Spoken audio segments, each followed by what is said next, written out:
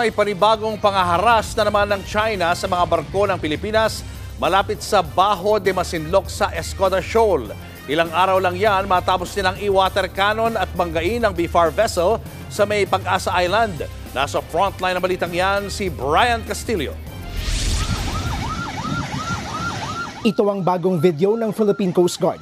Hinarang ang mga barko ng Pilipinas at nagsagawa pa ng dangerous maneuver ang mga barko ng China. Ayon kay PCG spokesperson for the West Philippine Sea, Commodore J. Tariela, nais patang umaaligid ang mga China Coast Guard vessel at Chinese Maritime Militia. Meron pang isang helicopter ng People's Liberation Army Navy. Yan ang naninindak sa mga barko ng Pilipinas na ang misyon lang naman ay maghatid ng tulong sa mga mangingisdang Pinoy malapit sa Bajo de Masinloc at Escoda Shoal. Ayon pa kay Tariela, sa unang pagkakataon, nadokumento ng PCG ang radio challenge ng CCG na nagsasabing posibleng masira ang mga bangkang pangisda ng Pilipinas sa tinawag nilang Environmental Reserve.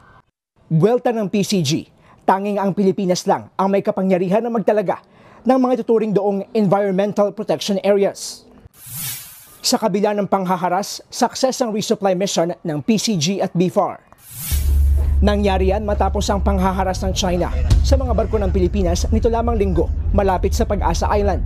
Kasunod niyan, nakuna ng PCG ang mga kakaibang struktura na nasa loob mismo ng bahura sa bahagi naman ng Bajo de Masinloc. Kapansin-pansing 2 kumpol ito na mistulang pundasyon na nakalubog sa ilalim ng tubig. Inireport na yan sa Armed Forces of the Philippines. Nakaalerto raw sila sa mga posibleng mangyari. Hinala naman ang Philippine Navy sa nakitang estruktura.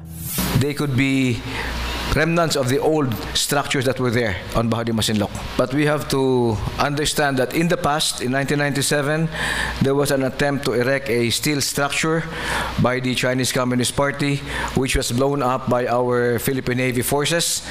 Sa gitna ng mga bagong panghaharas, magpapadala ulit ng diplomatic protest sa China ang ating Department of Foreign Affairs. We will be doing the protest siguro baka bukas pa. It's not that easy to make a protest. We just have to get all the information from the concerned. Nagbabalita mula sa frontline. Brian Castillo, News 5. Mga kapatid, Julius Babaw po. Para sa komprehensibo at makabuluhang balitaan at talakayan, mag-follow at mag-subscribe na sa social media pages ng News 5.